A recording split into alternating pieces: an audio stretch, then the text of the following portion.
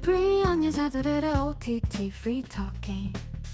OTT 터는 여자들의 자유수다. OTT Free Talking.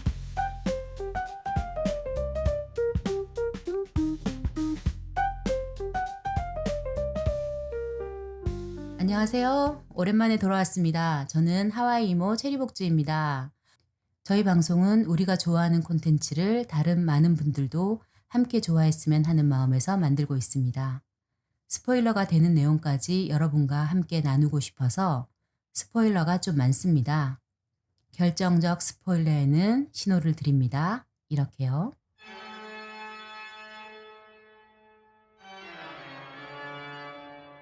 오늘 함께하는 오터녀 소개해드리겠습니다. 오늘 저희가 이야기 나눌 콘텐츠가 2001년에 개봉한 영화 봄날은 간다인데요. 이분은 봄날은 간다의 유지태처럼 옆에서 봤을 때 눈이 더 아름다운 분입니다. 효블리 인사해주세요. 네, 반갑습니다. 효블리입니다. 네. 제가 옆모습이 더 좋았나요? 눈이 예쁘거든요. 아, 제가요? 네네. 눈이 예쁜데 네. 옆에서 봤을 때 더 예뻐요. 몰랐네요. 몰랐거든요. 근데 유지태도 그렇더라고요. 근데 유지태는 이렇게 속눈썹이 기니까 좀 그런 것 같은데 저는 속눈썹이 너무 짧거든요. 속눈썹이랑 상관없이 없이. 이 눈빛이 옆에서 봤을 때 그 어딘가를 바라보는 그 모습이 눈이 이렇게 더 초롱초롱해진다고 해야 되나? 아, 그래요? 제 눈에는 그렇게 보이더라고요. 감사합니다. 네. 우리 오토녀들이 그동안 무엇을 사서 어떻게 살고 있었는지 근황 토크 내가 사는 것 넘어가겠습니다. 네. 네. 효블리 그동안 네네. 뭔가 산 게 있거나 OTT를 구입해서 본 게 있을까요? 최근에 그 굿 파트너, 음. 장나라 주연의 그 이혼 법률 사무소 이야기 되게 재밌게 봤고요. 그리고 최근에는 사실 좀 정신이 없고 바빠서 산 게 없어요. 그래서 지출이 거의 없어요. 아주 좋은 효과인 거 아닌가. 네, 그렇네요. 지출이 거의 없고 최근에 유일하게 산 게 양말 한 개? 양말을 급하게 사셨나 봐요. 아, 네. 제가 그 인터넷에서 보다가 등산 양말이 너무 예쁜 게 하나 있더라고요. 제가 또 등산을 좋아하잖아요. 한 개를 구입하셨어요? 한 개 값이 8,000원이었어요. 아, 네. 네. 저는 양말 한 1,000원 하는 줄 알고. 그렇죠. 보통은 그런 거 신는데 기능성은 때로는 이제 좀 제값을 주고 투자를 해서 네. 등산은 또 이렇게 장비빨이잖아요. 아, 요즘도 등산하세요? 이제 최근에 좀 많이 날씨가 풀려서 주말마다 틈틈이 다니고 있습니다. 네. 저는 스노라는 인공지능 작곡 프로그램을 요즘 구독했습니다. 네, 창작을 열심히 하고 계시죠. 네. 한 달에 10달러인데요. 네. 제가 노랫말을 써도 작곡해 줄 사람이 없어가지고 그래서 인공지능을 돈 주고 샀습니다. 작곡가를 구입한 거네요. 네, 그렇습니다. 그래서 여러분이 이 방송 들으실 때 저희 방송 오프닝 곡이 아마 바뀌어 있을 겁니다. 그동안 꽃다지의 이 길의 전부의 전주를 사용했었는데 네. 제가 이 인공지능 프로그램을 통해서 하나 마련했고요. 네. 네, 그동안 사용을 허락해 주신 꽃다지에게 감사드리고요. 그럼 제가 짧게 봄날을 간다를 소개를 하고 효블리의 추천 이유를 들어보도록 하겠습니다. 봄날은 간다는 상우 유지태가 녹음기사로 일하고 있고 치매에 걸린 할머니와 아버지와 함께 살고 있어요. 고모는 왔다 갔다 하시는 거 같죠, 매일? 네네. 네, 그죠. 여튼 상우는 일 때문에 강릉 방송국의 라디오 PD 은수를 만나게 돼서 사랑에 빠지고 장거리 연애를 하면서 뜨겁게 사랑을 하다가 헤어진다는 이야기가 주요 줄기라고 할 수 있겠습니다. 네. 네, 거기에 상우의 가족 사연들이 조금씩 상우의 러브 스토리를 풍성하게 만들어주는 것 같고요. 그럼 효블리 어떤 점에 이끌려 이 작품을 추천하신 거죠? 네, 이 작품이 20년 또 넘었잖아요. 맞아요. 2001년이니까 네. 지금 2024년이니까 23년, 4년? 네. 그래서 예전에 봤을 때 유지태가 연기한 상우가 되게 사랑에 열정적이고 진심인 캐릭터처럼 느껴졌고 이영애가 연기한 이제 은수는 좀 이기적인 면모가 있는 좀 바람기도 있는 것 같고 그런 사람이다라고 좀 단순하게 생각을 했거든요. 그런 둘이 만나서 뭐 헤어지고 다시 또 만났다가 다시 또 헤어지는 이런 로맨스물이라고 생각을 했는데 최근에 다시 보니까 느낌이 너무 다른 거예요. 저도 다르더라고요. 그죠. 20년이라는 시간이 굉장히 길기도 하고 그 사이에 많은 좀 시대적 변화, 감수성의 변화 뭐 이런 것들도 있고 그쵸. 우리도 나이를 먹었고. 네, 저도 생각이 많이 바뀌어서 그런지 이전처럼 단순하게 뭔가 선악이 있다, 뭐 로맨스물이다 이렇게 느껴지지 않고 다채롭게 좀 다층적으로 이야기들을 다루고 있더라고요. 그래서 그런 점을 좀 얘기하면 좋겠다. 그리고 사실 이게 타인은 내가 통제할 수 있는 대상이 아니잖아요. 절대 아니죠. 절대 아니잖아요. 네. 네, 근데 이때만 해도 아, 내가 원하는 모습으로 상대가 좀 노력해서 바꿔주길 바라고 뭐 이런 것들을 좀 기대하고 은연중에 뭔가 어떤 사회적 바람직한 모습을 강요하고 그런 것들이 있었잖아요. 네. 그리고 뭔가 사랑을 하게 되면 터치할 수 있는 영역이라고 생각하는 그쵸. 거지. 근데 터치가 안 되지. 그쵸. 타인은 그냥 타인이거든요. 맞아요. 예, 상대의 마음이 크다고 해서 내가 거기에 뭔가 마음이 부합하려고 응할 필요도 없는 거고 상대가 내가 원하는 어떤 모습, 어떤 친구의 상이든 연인의 상이든 배우자의 그런 모습이 아니라는 거가 발견이 되면 내가 바꾸려고 하는 게 아니라 사실 그냥 받아들이거나 아니면 이 관계를 이제 정리하거나 내가 할 수 있는 건 이 두 가지밖에 없는데 맞아요. 자꾸 바꾸려고 하잖아요. 맞아요. 뭔가 내 마음에 맞게. 그죠. 그게 옳은 것이냐. 맞아요. 그 결국은 아, 너한테도 좋고 나한테도 좋고 좋은 거니까 권하고 뭐 이런 마음일 수 있지만 사실 그냥 타인은 타인이다. 맞아요. 이 영화를 보면서 굉장히 많이 느꼈고요. 사랑에 있어서 결국은 서로 합의된 만큼 합의된 방식으로 만나고 헤어질 수밖에 없다. 그러니까 사랑에 있어서 누가 맞고 틀리다는 게 없다라는 생각이 많이 들었어요. 합의가 안 되면 헤어질 수밖에 없는 거죠. 그쵸. 받아들이던가 정리하던가. 맞아. 네. 그래서 이제는 사실 뭐 비혼주의다, 딩크족이다 이런 것들 뭐 개인의 선택이고 좀 이제는 많이들 이해를 하지만 아, 20년 전에는 이런 말 자체가 없었잖아요. 그쵸. 어떻게 보면 이영애가 되게 앞선 사람? 그쵸. 시대를 너무 앞서서 태어나서. 네, 그러니 사실 그런 개념도 없다 보니까 서로 그런 모습을 이해하기도 어렵고 합의해서 맞추기도 쉽지 않았겠다. 그런 생각도 들었고 3대가 모여서 사는 상훈회 같은 경우는 뭐 사랑하고 연애하면 당연히 결혼하는 게 수순인 것처럼 뭐 본인도 그렇고 가족들도 그렇게 생각하잖아요. 사실 요즘도 그렇게 생각하는 사람들이 많죠. 좀 다수긴 하죠. 네, 예. 네. 그렇지만 이제는 어떤 원하는 삶의 방식이 다양하고 그걸 존중해야 된다라는 게 인식이 있잖아요. 그쵸. 교양 있는 사람이라면 그쵸. 그렇게 생각해야죠. 아, 그렇죠. 교양이 없으면 또 여전히 왜 네. 그래? 뭐 이런 네, 그렇게 되는데 은수는 결혼에 대한 가치관이 좀 달라진 것 같아요. 영화를 보면 좀 그런 이야기들도 아무래도 한번 다녀와서 네. 그래서 뭐 그런 부분들도 좀 다뤄보면 좋겠다. 네, 그래서 시대적으로도 다시 한번 느껴지는 또 나의 감수성이 그 전후로도 많이 바뀌었구나. 여러 가지 좀 감정들을 느끼게 해서 네, 예전에 보신 분들이라면 다시 한번 또 보시는 걸 추천을 드립니다. 네. 다시 보면 정말 다시 보이는 영화들이 정말 많은 것 같아요. 맞아요. 네. 그럼 본격적으로 고고고 해볼까요? 네. 가시죠. 네, 첫 만남부터 일단 얘기를 해야 될 것 같아요. 네.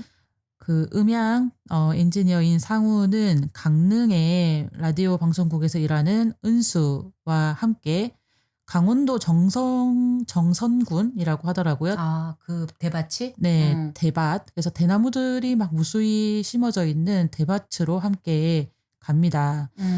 겨울이고요. 이 겨울에 대나무가 바람에 흔들리는 그런 자연의 소리를 녹음하러 간 것인데요. 그렇게 둘은 일로 만납니다. 영화 초반부부터 어떤 시각적으로도 청각적으로도 뭔가 편안하고 힐링이 되는 그런 자연 경관이라든지 그런 색감이라든지 그렇게 좀 차분하게 흘러가는 장면들이 너무 좋더라고요. 네, 편안하게 해주는. 네.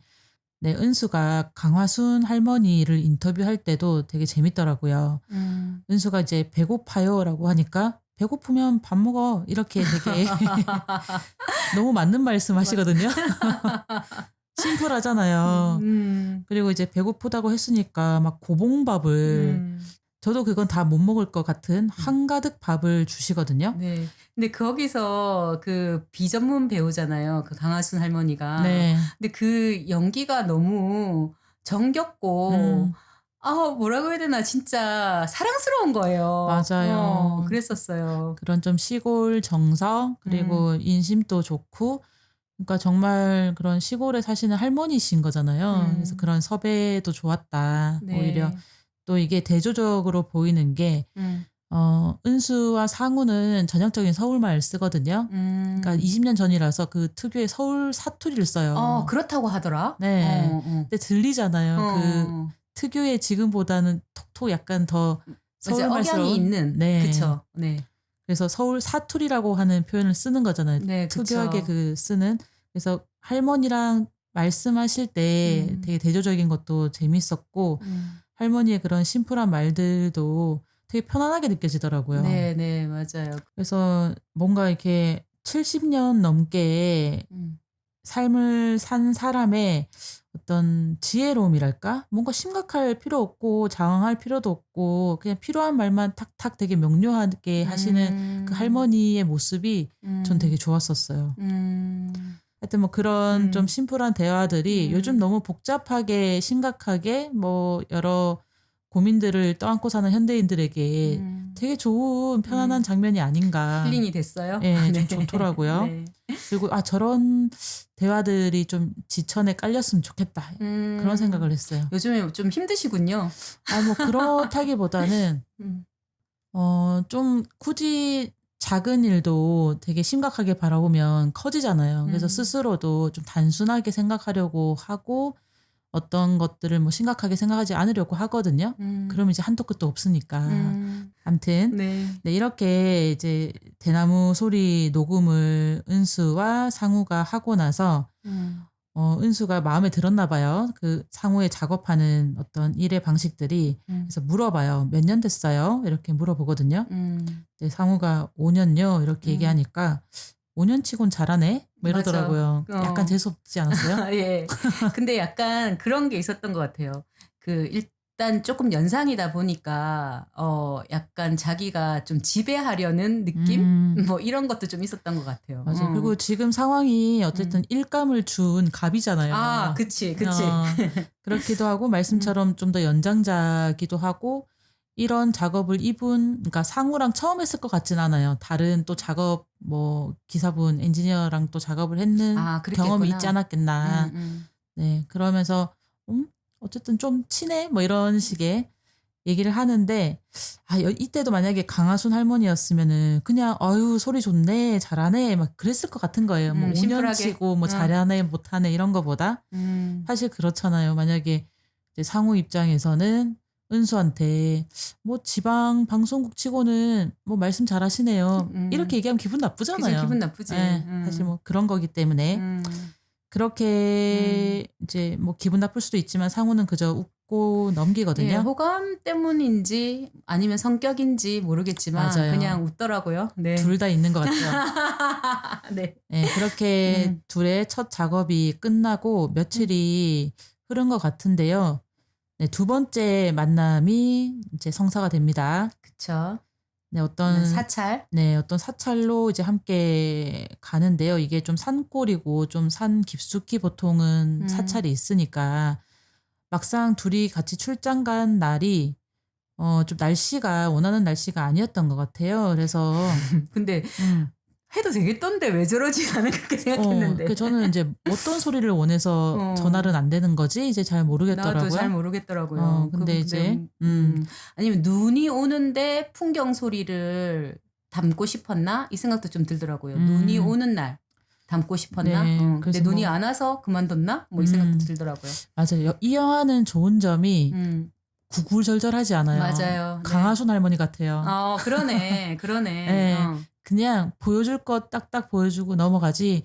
제가 오늘은 이런 걸 녹음하고 싶은데요. 이런 날씨로는 좀 힘들 것 같아요. 이렇게 얘기하지 않아요. 맞아요. 하룻밤 자고 하자고. 그쵸. 둘이, 필요한 말들을 이제 탁탁 나갔는데 뭐 둘은 알겠죠. 어떤 상황인지. 원하는 날씨가 아니라 하룻밤 묵기로 하고 둘은 각자의 이제 방에서 짐을 푸는데요. 그 은수가 갑자기 자다가 벌떡 일어나서 밖으로 나가는 장면이 있어요. 딱 나가니까 근데 사실 그때 은수가 잠에서 깰 때 은은한 종소리가 들리거든요.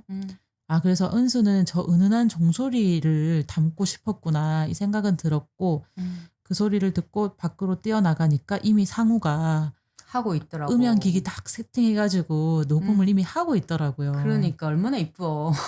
그러니까요. 그렇게 둘은 한참 종소리를 듣거든요.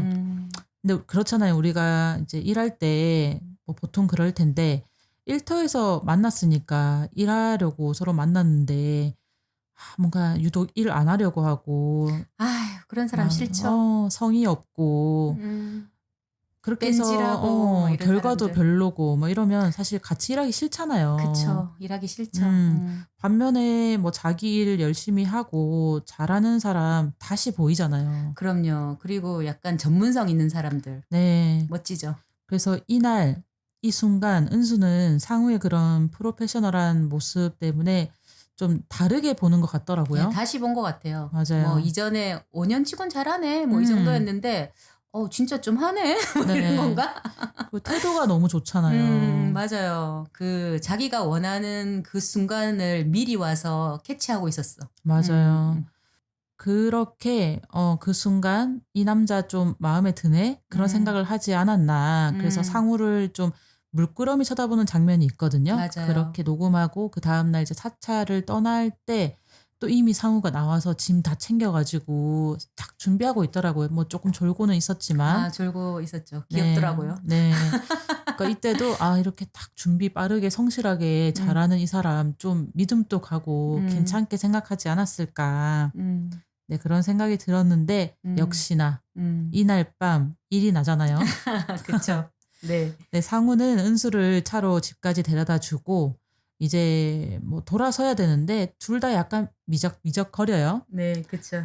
영화를 이때 안 본 사람은 있어도 이 대사를 모르는 사람이 없을 텐데 그 유명하고 유명한 대사를 은수가 합니다. 뭐죠? 라면 먹을래요? 근데 네. 이게 원래는 대사가 커피 마시고 갈래요였대요. 근데 이영애가 애드립으로 라면 먹고 갈래요라고 했대요. 잘한 라면 것 먹을래요. 같아요. 잘한 것 같죠. 네. 네. 근데 우리가 예전에 메디슨 카운티의 다이리 할 때 거기서는 아이스티. 그쵸. 그때 영감을 받고 이번에 커피 얘기하려고 이제 각본을 썼는데 저는 라면 먹을래요가 훨씬 좋았던 것 같아요. 그쳐요. 이 영화의 아주 핵심 줄기가 되는. 네. 요즘은 사실 이제 아무것도 아닌 그런 플러팅 기술이 되었지만 저 때만 해도 사실 2번밖에 안 본 남자를 이 야밤에 여자가 자기 집으로 초대한다는 게 쉽지 않잖아요. 그 만약에 실제 현실에서 있었을지라도 영화에서는 별로 안 나왔던 것 같아요. 맞아요. 그걸 그렇게 직접적으로 다룬 게 별로 없어서 이게 되게 신선했어요. 이 장면이. 그리고 좀 은수가 적극적인 여성이고 좀 시대를 앞서간 그런 신여성 캐릭터를 이때부터 좀 면모를 보여주지 않았나 싶고요. 이때 좀 흥미로운 장면이 있어요. 은수 집에 둘이 들어가거든요. 그래서 네. 좀 어색하잖아요. 정말 어색하게 네. 하더라. 근데 그게 너무 귀여운 거야. 맞아요. 서로 뭐 어떻게 해야 될지 몰라 하고 있는데 역시 경력직은 다릅니다. 근데 이제 고전에 먼저 상우가 스몰 토크를 시도하거든요. 네. 옆에 막 술병들이 쌓여 있어서 무슨 술 좋아하냐고 이렇게 묻거든요. 네. 근데 은수 대답이 좀 성의가 없어요. 네. 그냥 뭐 왜요? 이렇게 좀 약간 자기 방어적이라고 해야 될까? 집에 초대는 했지만 질문은 안 받더라고요. 좀 더 관계를 진전시키는 대화를 상우는 하고 싶었던 것 같은데 딱 차단하더라고요. 그래서 이 다음 질문도 사실 마찬가지예요. 이제 상우가 혼자 산 지는 오래됐어요? 이렇게 묻거든요. 맞아. 또 재밌는 얘기나 해요. 대답을 회피하네. 네. 그러니까 이렇게 진지하게 은수는 대답을 하지 않거든요. 근데 이게 영화가 끝날 때까지 영화가 끝날 때까지 은수는 진지하게 상우를 생각하지 않는군요. 그쵸. 음. 사실 이 말이 그런 거잖아요. 뭐 재밌는 얘기나 해봐요. 이게 아유 나를 알려고 하지 마. 뭐 그런 거 뭐 알 거 없잖아. 그냥 우리 재밌게 다른 얘기나 하자. 뭐 이런 거잖아요. 자기를 오픈하지도 않고. 그러니까 육체적으로는 가까워져도 심리적으로는 계속 거리를 유지해요. 그러니까 그러네요. 그렇게 사실 그럴 수는 있거든요. 연애를 시작할 때 뭐 서로를 잘 모르는 단계에서도 연애는 할 수 있잖아요. 그쵸. 그런데 시간이 지나면서 이렇게 관계가 쌓여야 되잖아요. 그쵸. 그렇지 않으면 이 오래 못 관계가 오래 갈 수가 없잖아요. 네. 그래서 사실 이때부터 둘은 잘 안 되겠구나. 아, 진짜? 네. 근데 저는 이전에는 전혀 기억이 안 나고 정말 그냥 둘이서 남녀가 만나서 사랑하고 연애하고 막 이 정도만 생각했거든요. 2001년에 봤을 때는. 근데 지금 보니까 둘이 되게 어색해하고 이런 것도 보이고 그다음에 은수가 좀 방어적이다. 네. 이게 이제는 보이더라고요. 그때 네. 2001년에는 못 봤어요, 제가. 네. 그래서 그런 말을 하는 것 같아요. 이게 우리가 사랑에 빠진다 이렇게 말을 많이 하잖아요. 근데 사랑하기로 했다. 뭐 사랑하지 않기로 했다. 뭐 이렇게 자기 결심으로 가능한 것처럼 이런 말을 쓰지 않잖아요. 사랑할 그쵸. 때. 뭐 그거는 일기장에 쓰겠죠. 맞죠. 이제 이불킥 안 하려고. 근데 이게 둘이 분명 서로에게 호감이 있고 한데 서로의 마음의 크기가 되게 다른 것 같아요. 그쵸. 네, 상우는 은수에게 분명히 빠져 있어요. 네. 근데 은수는 아직 상우에게 빠져 있다라고 느껴지진 않거든요. 하지만 둘은 연애를 시작을 합니다. 사랑에 빠져 있는 상우는 스스로 이게 이제 컨트롤이 안 되는 것 같아요. 그래서 좀 무모하고 충동적인 일도 벌이거든요. 네. 강릉까지 택시 타고 가더라고요. 그죠? 근데 친구가 택시 기사라서 얼마나 다행이야. 그러니까요. 근데 친구한테 몹쓸 짓이죠. 자기 지금 감정에 취해가지고. 맞아. 음. 근데 친구가 착하더라고. 그러니까 다음에 술이나 한잔 사 하고 이제 택시비도 안 받고. 그러니까. 근데 아유. 뭐 이뿐만이 아닙니다. 이제 상우가 회사에 거짓말하고 결근도 하기 시작하고요. 그건 누구나 한 번쯤 하는 거 아닌가요? 그런가요? 저 결근해 본 적이 없는 것. 진짜 이렇게 사실과 다른 말을 해서. 진짜. 응.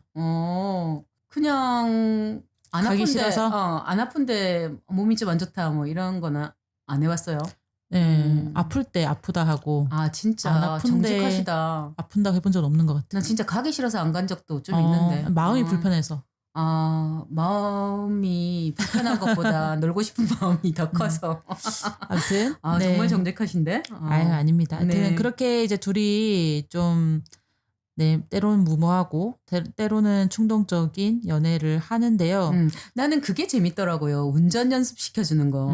그것도 사실 되게 위험하고 무모한 짓이잖아요. 그러니까 지금 사랑에 빠진 이 두 사람이 이게 막 서로에게 되게 즐거운 시간을 되게 다채롭게 보내고 있다. 그런 장면의 하나로 보여준 것 같은데. 맞아요. 서로 쳐다보기만 해도 좋은 그런 네. 시절이었죠. 네. 그래서 처음에는 둘이서 이제 은수 집에 있으면 항상 라면만 끓여 먹거든요. 그러니까 그렇게 라면만 먹더라. 네, 그래서 처음에는 어떻게 생각했냐면 라면만 끓여 먹어도 행복하구나 지금.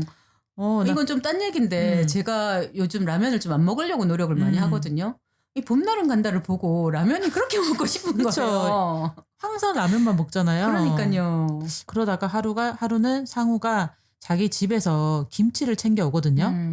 그래서 라면 끓여가지고 김치 곁들여서 먹는데 이렇게 뜬금 아버지가 사귀는 사람 있으면 집으로 데려오래 이런 말을 꺼내요. 맞아요. 그때 그 전에 김치 정말 맛있다 그렇게 얘기하잖아요, 은수가. 그랬더니 네. 이거 우리 아버지가 담궜어 라고 하고 김치 담글 줄 알아? 라고 물어보잖아요. 그랬더니 은수가 못 담글 것 같아? 막 이렇게 얘기한단 말이에요. 그래놓고 아버지가 사람 집으로 데리고 오래라고 하니까 나 김치 못 담궈라고 하잖아요. 되게 표정이 어두워지잖아요. 맞아요. 좀 정색하고.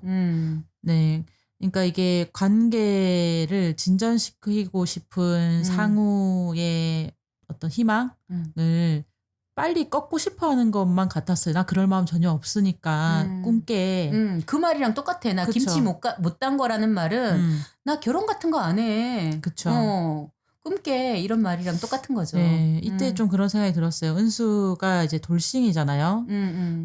결혼 생활이 뭔가 어려움이 있고 순탄치 않았으니까 이혼을 했을 건데, 뭐 사실 요즘처럼 이혼율이 높아도 이혼을 하는 당사자들은 스트레스와 상처가 있을 텐데, 스트레스죠. 저 때는 이혼이라는 게 되게 큰 결심이어야 하고 흔치 않고, 결심하고 서류를 정리하기까지 굉장히 힘들고 어려움들이 많았겠다. 그러다 보니 다시는 결혼하고 싶지 않아 뭐 이런 다짐을 했을 수도 있고. 근데 반면에 그래서 관계가 심각하게 가는 거를 피하는구나. 네.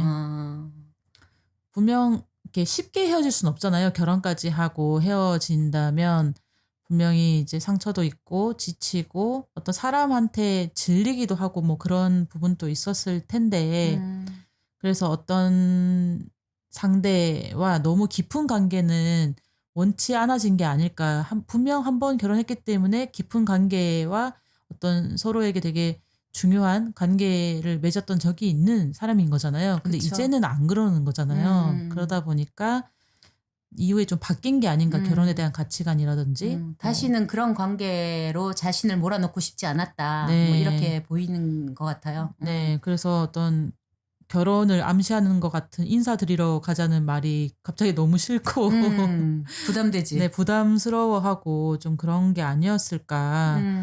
네. 또 한편으로는 은수의 마음은 딱 거기까지인 거죠. 냉정하네요. 네. 맞네요. 거기까지인 거네요. 네, 연애는 하고 싶고 결혼은 하기 싫은. 만약에 그 마음의 크기가 상우만큼 되었다면 그 이상도 받겠죠, 은수도. 그렇죠. 다시 한번 뭐 이런 마음 또 찬찬히 가졌을 수도 있는데 지금 너무 정색하잖아요. 그쵸. 그러네. 그 온도 차이가 크네요. 네. 지금 현재의 어쨌든 은수는 너무 깊은 인간관계는 지금 버겁고 부담되고 싫은 사람인 것도 있고, 네. 한편으로는 상호에 대한 마음이 거기까지인 게 아닌가. 그렇지. 네. 그런 생각이 그거네. 들었습니다. 그래, 우리가 다른 어떤 영화들을 봐도 마음이 크면 돌잖아요. 그쵸. 돌죠. 네. 근데 그 미칠 만큼 사랑하진 않았던 거지. 그쵸. 제정신인 거죠, 지금. 그런 결혼은 거지. 지옥이었어. 내가 다시 할 것 같아? 뭐 이런 제정신인 거죠. 이제 다음 장면이 또 재밌는데요. 북엇국 장면이라고 저는 이름을 붙였습니다. 네, 저도 인상 깊게 봤습니다. 네. 김치 사건 이후로 은수는 상우를 조금씩 거리를 두는 것 같은데 그러던 어느 날 상우는 자기 집에 있지만 은수가 외간 남자랑 술을 먹고 늦게 들어온 날이 있거든요. 네. 그래서 좀 취해서 들어와서 뭐 상우는 그 다음 날 좋은 마음으로 처음으로 이제 라면이 아닌 북엇국을 끓여요. 밥상을 차리더라고요. 네, 처음으로 이제 북엇국을 끓여서 밥상을 차렸는데 이제 먹여야 되니까 은수를 깨우거든요. 근데 은수가 진짜 화를 내요. 그래, 엄청 짜증내더라. 나까지 마음이 아프더라. 그래서 두 가지 마음이 들었는데 이미 좀 마음이 식어서 그런 그치. 것도 있겠지만 라면이 아니라 북엇국을 끓였다고 하니까 라면이 중요하구나. 그쵸. 자기는 라면 끓였어 먹어라고 했으면 또 몰라. 근데 북엇국이라는 건 또 한 단계 발전했잖아. 이 사람이 나에게 신경을 쓰고 더 정성스럽게 차린 밥상을 자기가 응하기 싫었던 것도 있지 않나 이 생각이 들었고 어쨌든 깨우지 말라고 하고 결국 상우는 북엇국을 혼자 먹어요. 맞아요. 그래서 아까 효블리가 말했듯이 라면 먹을래요라고 말했던 게 정말 중요한 포인트가 된 거겠네요. 네, 왜냐하면 이 장면을 보면서 감독이 의도를 했는지 안 했는지는 모르겠지만 저는 너무 좋은 연출과 흐름이라고 봤는데 아, 은수는 어쩌면 처음부터 분명하게 자기 입장을 일관되게 말한 게 아니었을까? 이 생각이 드는 거예요. 처음에 라면 먹을래요? 라고 그치. 했잖아요. 뭐 예를 들어서 된장찌개 끓일 테니까 밥 한 술 뜨고 갈래요? 이 말이 아니잖아요. 뭐냐면 라면이 뭐예요? 대표적인 인스턴트거든요. 그쵸. 되게 빠르고 간편하게 한 끼 때우는 음식이란 말이에요. 그쵸. 이 말을 썼단 말이죠. 근데 된장찌개는 뭐예요? 정성과 진심이 들어간 한상 차림이거든요. 그쵸. 북엇국도 진심이 들어간 거죠. 그렇죠. 정말 상대를 건강이나 여러 숙취 해소에 도움이 될 만한 걸 신경 써서 차린 거잖아요. 그쵸. 그래서 은수 집에서 은수는 너무 그냥 라면 끓여줘 이렇게만 얘기하거든요. 맞아요. 그리고 계속 주구장창 라면만 먹죠. 이 두 사람은. 그렇죠. 그래서 너랑 나랑은 그냥 라면 먹는 사이야. 우리 뭐 한정식 차려서 나누는 그런 사이 아니야. 나 복잡하고 그런 거 싫고 그냥 간편하게 연애하자. 나 영양가 있고 없고 이런 거 뭐 상관없어. 배만 부르면 돼. 그치. 그러니까 그런 연애를 처음부터 원했다는 걸 만약에 감독이 너무 천재스럽게 암시했다면 저는 이 북엇국으로 상황이 반전되고 뭐 김치부터였지만 김치도 손이 얼마나 많이 가요. 양념 해가지고. 그러니까 근데 그 라면 먹을래요가 이영의 애드립이었다면 이게 또 안 맞아 떨어지네. 네, 그래서 애드립이 아니었던 거 아니야? 모르겠네. 그래서 뭐 그 이후에 감독이 영감을 받아서 뭐 이렇게 했을 수도 있지만 이 전개 연출이 너무 좋은 거예요. 그러네요. 네. 의미도 그러네요. 있고. 네. 이제 또 시간이 좀 흘렀어요. 이미 이 북엇국 이후로 서로 좀 마음이 상했어. 그죠? 그치. 내가 라면으로 보여라는 장면이 있어요. 그때 상호가 많이 화를 내더라고요. 네, 이제 화날만 하죠. 나도 화가 나더라고. 나는 사실 은수를 이해를 못하는 건 아니지만 네, 좀 짜증나는 것도 사실이거든요. 그렇죠. 자기가 뭐 어떤 생각일지 어떤 마음인지 설명도 안 해. 맞아. 뭐 자기가 필요할 때만 보자고는 해. 맞아. 그러니까 나는 뭐지? 그러니까 내가 라면으로 보여는 나 너한테 대체 뭐야? 이 얘기를 묻는 거거든요.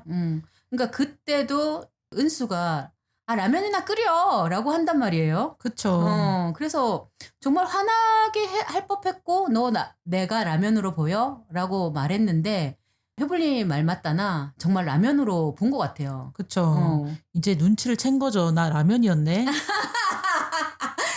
상호가 이제 눈치를 챘네. 챘어요. 그러니까 이제 물어보는 거죠. 나 라면으로 보여? 어떻게 알았지? 나 인스턴트 간편식이었잖아. 이 두 사람의 관계는 라면 같은 사이였네요. 그쵸. 한정식이 아니었어요. 그러네. 누가 어디서 된장을 어떻게 퍼왔고 어떤 뭐 손맛이 느껴지고 없잖아요. 어쨌든 그렇게 이제 자신이 라면임을 알아챈 상우가 화를 내고 다시 상우가 떡볶이를 사갖고 들어오잖아요. 그쵸. 화해하려고. 떡볶이 먹어라고 하는데 그 문 앞에 현관 앞에 짐이 다 이렇게 나와 있었잖아요. 와 깨끗하게 정리하더라고요. 그러니까 이게 또 막 복잡하고 피곤한 거 싫어하는 은수는 상우가 이제 드디어 라면인 걸 눈치챘고 자기한테 나 너한테 도대체 뭐냐 이렇게 들어오는 상황이 싫었던 것 같고 갈등 싫고 지금 그러다 보니 상우의 물건들을 내놓으면서 좀 이별을 요구하죠. 그쵸. 근데 또 상우도 알아차리고 챙겨서 가더라고요. 그렇죠. 깔끔하게. 이제 자기 라면인 거 알았으니까 짐까지 들고 가잖아요. 그치 가더라고 그 밤에. 네. 그렇게 둘은 이별하는데 참 어쩌면 너무나 허무하게 그치. 네 이별을 합니다. 너무 쉽게 끝나더라고. 그니까요.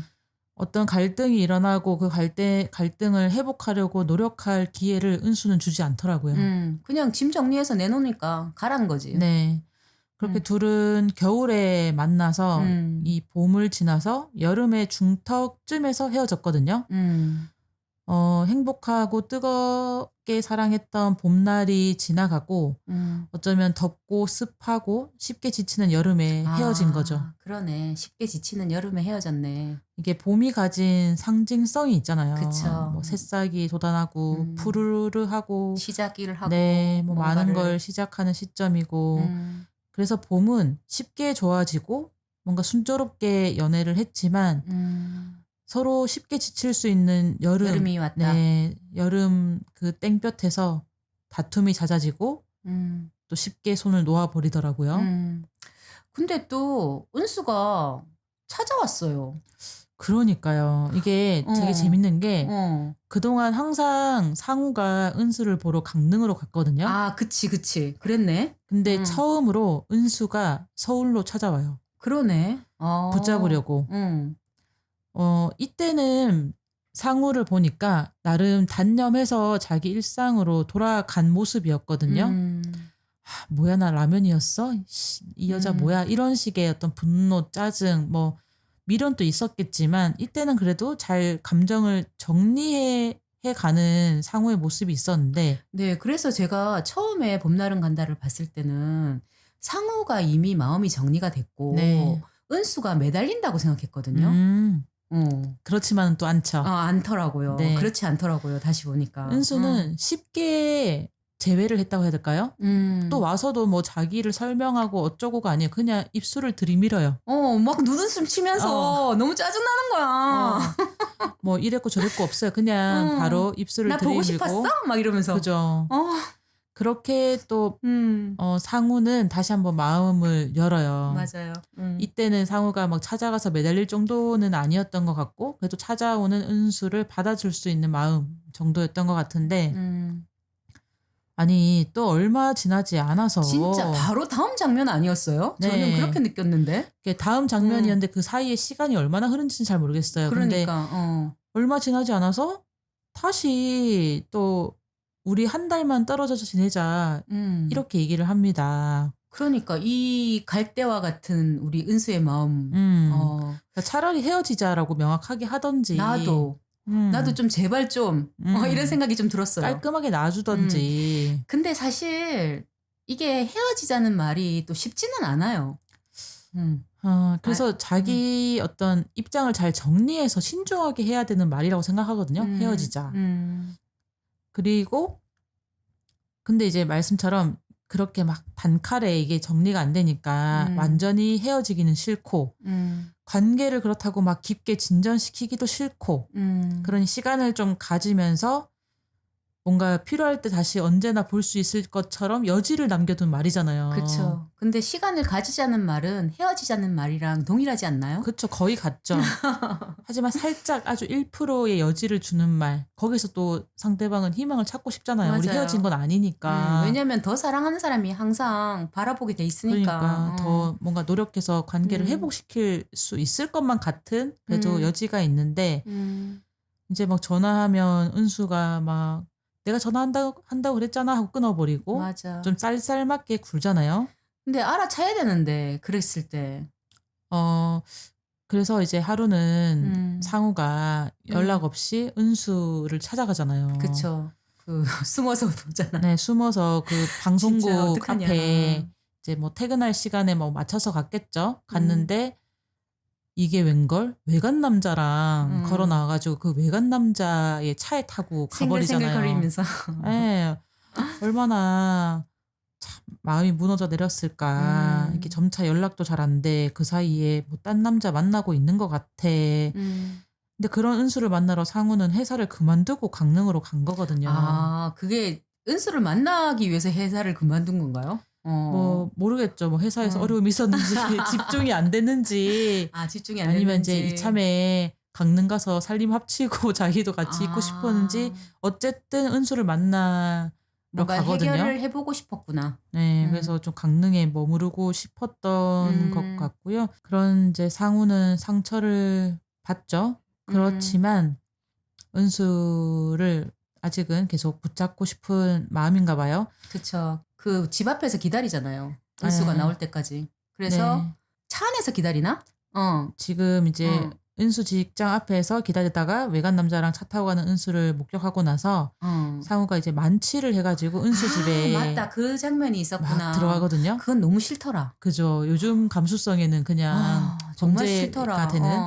그래서 은수는 또 복잡한 거 피곤한 거 싫잖아요. 근데 지금 자기를 피곤하게 만들어.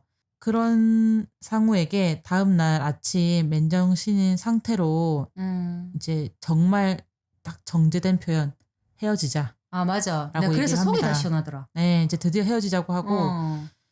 그 전과 상우는 좀 다른 면도 있지만, 그러니까 이 순간에는 상우가 사랑이 어떻게 변하니 막 자조적으로 막 어떻게 사랑이 변하니. 네, 말하면서 정확히는 사랑이 그렇게 쉽게 변할 수 있니 은수야? 약간 이렇게 말을 하는 건데 어쨌든 상황을 받아들이고 이제 떠나거든요. 그 어떻게 사랑이 변하니 이 대사도 되게 유명한 대사잖아요. 그렇죠. 패러디도 많이 되고. 근데 이 대사가 허진호 감독은 문체가 너무 자기적이라고 없애고 싶어 했대요. 시나리오 있었는데. 네. 근데 유지태랑 영화 담당 PD가 이거는 절대로 없애면 안 된다. 꼭 있어야 된다. 네. 라고 해서 살린 대사라고 합니다. 그러니까 임팩트도 있고 좋잖아요. 그쵸. 근데 우리가 진부한 대사 있잖아요. 너 나 사랑하긴 했니?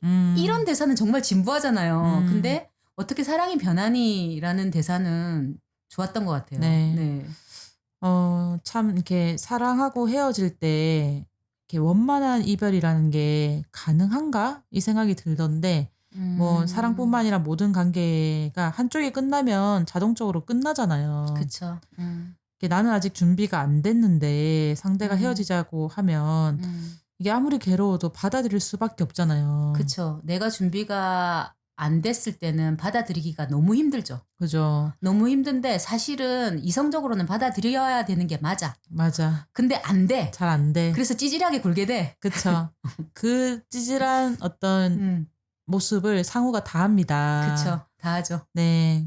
여러 찌질한 면모를 보여주고 있는 상우가 하지 말아야 할 이제 헤어진 연인의 집 앞에 찾아가요. 그쵸. 기다리죠. 밤새도록. 네, 밤새도록 차에서 기다리고 은수가 집에서 나오잖아요. 그래서 차 태워줄까? 뭐 이런 얘기 하는데 그 사이에 은수는 차도 차가 사고 생겼어. 운전도 이제 자기가 혼자 해. 그래. 상호가 운전 그거 가르쳐 줬는데 위험하게. 그죠. 그런 은수 차를 상우가 미행해요. 그쵸. 아, 근데 이게 상호가 이전에는 깔끔하게 헤어졌단 말이에요. 네. 처음에 그 짐 챙겨줄 때는. 그죠. 근데 두 번째 다시 시작하게 되니까 조금 더 잘해볼 마음이 있었는지 아니면 이게 뭔가 다시 노력하면 뭔가 된다라는 거라고 생각했는지 이상하게 찌질하게 구네요. 네, 좀 집착이 생겼죠. 그래서 이제 은수 차를 따라가잖아요, 상우가. 근데 네. 은수가 어떤 말씀하신 뭐 콘도인지 골프장인지 뭐 어떤 숙박시설 같은 데다가 차를 대고 어떤 문을 열고 들어가는데 그 지난번에 방송국 앞에서 봤던 그 남자. 외간 남자가 문을 열고 나오는 거죠. 뭐 같이. 다른 또 무슨 커플이 있기는 했지만 더블 데이트? 더블 데이트 같은 거 하는 것 같았고 그 외간 남자가 너무 자연스럽게 은수 어깨에 손도 올리잖아요. 그러니까 상우는 되게 배신감, 분노 뭐 이런 게 있었을 텐데 그러니까 자기 입장에서는 아직 난 정리가 안 돼서 이렇게 애타게 너를 다시 그리워하면서 다시 잘해보고 싶어서 여기까지 왔으나 그 사이에 너는 벌써 마음도 다 정리했고 다른 사람이랑 시작하고 있고 뭐 그런 마음이었던 것 같아요. 그래서 또 이제 해서는 안 될 짓을 또 하죠. 정말 그 장면. 차를 그 열쇠로 긁어버리잖아요. 긁어버리더라고요. 근데 나는 사실 그 장면이 통쾌했어요. 저렇게 해야지 정리가 되겠구나. 그건 맞아. 이제 다신 볼 순 없어. 다시 볼 수 없어. 사실 저는 왜 저래 무섭게 왜 저래 이런 생각도 들었는데 말씀처럼 끝까지 간 거예요. 끝까지 갔지. 이제 너 지울 거고 잊을 거고 너 싫어. 약간 이런 거 이제 너한테 배신감 느끼고 나 진짜 너랑 나랑 끝이야. 그리고 들켜 심지어. 들키니까 들키잖아요? 쪽팔리고. 그래서 좀 뭔가 화를 내거나 은수가 또 그러진 않아요. 내 새 차. 이러진 않아. 그러진 않아요. 그냥 덤덤하게 보거든요. 그래서 나는 저 감정은 뭘까? 그래서 내가 친구한테 물어봤어요. 어떻게 전 남자친구가 자기 차를 긁고 가는데 저렇게 덤덤할 수 있지? 이걸로 액땜했다. 이제 진짜 끝이다. 이런 생각이 들었을 것 같다는 거예요. 그래 먹고 떨어져라 이런 마음 있죠. 왜 은수가 그렇게 덤덤할 수 있었을까? 효블리가 지금 말씀을 하시니까 어떻게 보면 정말 은수는 나이를 그래도 잘 먹어서 좀 성숙했던 게 아닐까. 아, 그만큼 네가 나를 사랑했구나. 네가 이 정도면 그렇게까지 이해해 준다고? 아니야? 미안해. 그거보다 그냥 먹고 떨어져라. 먹고 떨어져라? 이걸로 진짜 끝이다. 너 이제 아. 다시는 나 찾아오지 못하겠구나. 그래? 아, 그런 마침표처럼 마침표처럼? 네 했을 수도 있고. 근데 그렇게 이제 전혀 두 사람은 볼 일 없을 것처럼 그러니까. 생각을 했는데 나도 그 마지막 장면이 기억이 안 나더라고요. 이게 마지막이 좀 반전이죠. 나도 은수가 다시 찾아오는지 몰랐어요. 저는 그러니까. 기억이 안 났어요. 근데 그 다시 찾아오는 시점이 봄이에요. 봄이에요. 벚꽃이 흐드러지게 폈죠. 네, 되게 경치 좋은 카페에서 둘이 재회하잖아요. 다시 네. 만나는데 이게 다시 봄이거든요. 네. 그러니까 다시 쉽게 은수가 시작하고 싶었나? 그러니까 왜냐하면 화분을 가지고 왔어. 할머니들이랑. 나름 정성을 화분 하나 챙겨왔어. 근데 안 받잖아요. 근데 안 받을 수밖에. 일단 받았어. 일단 화분을 받았어. 받았는데 찻집에서 나와서 길거리로 나와. 길거리로 그쵸. 나왔을 때 은수가 팔짱을 끼면서 우리 어디 그쵸. 또 치대잖아요. 어디 갈까? 뭐 이렇게 너무 싫어. 관계를 막 회복하는 눈웃음 치면서 예의 있는 방법이 아니야. 어떤 자기 입장을 설명하고 그거 너 오해였어 내지는 뭐 이런 게 아니야. 그냥 맞아. 또 입술을 들이밀잖아요. 그러니까 그랬을 때 상우가 갖고 있던 화분을 주더라고요. 그러니까 성숙했어. 그 사이에. 그치. 이 여자는 나랑 함께 갈 배우자상이 아니야. 그러니까. 언제 나를 또 떠날지 몰라. 맞아. 그런 상처. 그리고 신뢰도 무너졌을 거고 그 사이에 할머니도 사실 돌아가셨고. 맞아요. 그 할머니 전해줘라고 하는데 전해줄 할머니가 지금 없잖아요. 그래서 돌려줬나? 뭐 여러 겸사겸사. 그래서 사실 자기한테 주는 선물은 아니니까 뭐 받아도 되겠지라는 생각을 했을 수도 있지만 전해줄 대상이 없어. 그러니까. 뭐 그런 것도 있을 거고. 이제 굳이 우리는 완전히 끝났다라는 의사 표현을 확실히 하죠. 그죠. 이제 네. 안 받아주는 성숙한 상우가 되었죠. 그래서 은수가 가다가 돌아서 한번 보거든요. 근데 상우 안 돌아봐요. 근데 이영애가 다시 돌아보고 막 쫓아와요. 쫓아와가지고 손을 내밀더라고요. 그러고 나서 이영애가 다시 돌아가고 다시 한번 돌아보고 그때 상우가 딱 한번 돌아보거든요. 근데 그 당시에 허진호 감독이 절대로 돌아보지 말라고 그랬대요. 유지태한테. 어긴 거네. 근데 이게 왜 재밌냐면 필름으로 찍는 거랑 요즘 이렇게 HD 카메라로 찍는 거랑 달라서 필름은 사실 복잡하거든요. 뭐 노출 맞추는 거랑 그다음에 뭐 필름 돌아가는 거랑 뭐 여러 가지로 힘들고 그다음에 그 당시에 길거리 통제가 안 됐대요. 그래서 찍을 수 있는 기회가 딱 한 번밖에 없었던 거예요. 근데 유지태 배우는 이렇게 생각했대요. 그때 당시에 설정 나이가 26세였대요. 상우의 설정 나이가 26세인 남자는 첫사랑을 절대로 잊을 수 없다. 그래서 26세의 상우라면 분명히 돌아봤을 거다. 그래서 돌아본 거예요. 그래서 다시 한 번 더 찍고 싶었는데 허진호 감독은 마음에 안 들었어. 근데 컷이 그거밖에 없었던 거야. 근데 어떻게 생각하십니까, 효블리는? 돌아보는 게 좀 더 현실적이라고 생각해요. 이제 자신을 뒤흔들었던 여자지. 그 여자를 어떻게 칼같이 아무렇지 않게 대할 수 있겠어요. 내가 이성적으로 이제는 아니다라는 걸 알지만 마음이 그렇다고 아예 아닐 순 없거든요. 그래서 그것을 표현했다고 생각을 했고 지금 은수 같은 경우는 틈만 나면 찔러보잖아요. 그치. 아니 근데 너무 그 은수 역을 맡은 이영애 배우가 너무 싱그럽고 예쁘고 맞아요. 눈웃음을 어쩜 그렇게 살랑살랑 잘 쳐. 그래서 이제 개연성이 있죠. 쉽게 그쵸. 마음이 또 열릴 것만 같을 때 이 상우가 잘 다잡은 것이지 마음이 전혀 없는 것은 아니다. 그쵸. 예를 들면 뭐 정말 뭐 내가 이제 다시는 안 보겠어 이런 마음이 100%라기보다는 때로는 51대 49로도 어떤 결정을 하잖아요. 그래 맞아. 난 그것일 수도 있다. 네. 그런 생각이 들었습니다. 네. 허진호 감독은 상우가 돌아보지 않아야 성장했다는 것을 확실히 보여줄 수 있겠다라고 생각을 했다는 거예요. 근데 저는 허진호 감독님이 당시에 나이를 계산해 보니까 37살 정도 됐더라고요. 그게 좀 젊은 나이잖아요. 그래서 우리가 좀 젊을 때는 남한테도 그렇고 나한테도 그렇고 되게 좀 엄격하잖아요. 그래서 뭔가 이렇게 그 성장의 당위성 이런 것들을 표현하고 싶은 마음이 더 확실히. 더 확실히 보여주자라는 게 네. 있지 않았을까라는 생각이 좀 들더라고요. 네. 근데 지금 한 60대 되셨으니까 지금 생각하면 그래 돌아봐도 아까 효블리가 말했듯이 51이라도 내가 마음을 다 잡으면 그거는 성장한 거다라고 그럼요. 생각하지 않으실까 지금은 그렇게 생각 드네요. 그래서 엔딩도 좋았다고 생각이 들고요. 그 허진호 감독이 예전에 이제 8월의 크리스마스 또 작품을 만들었었잖아요. 네. 그 특유의 어떤 감성이라고 할까요? 잔잔함 속에서 8월의 크리스마스도 보면 막 구구절절하지 않거든요. 맞아요. 그래서 그런 좀 담백한 연출들이 또 돋보이는 영화가 또 봄날은 간다가 아닌가 싶습니다. 네.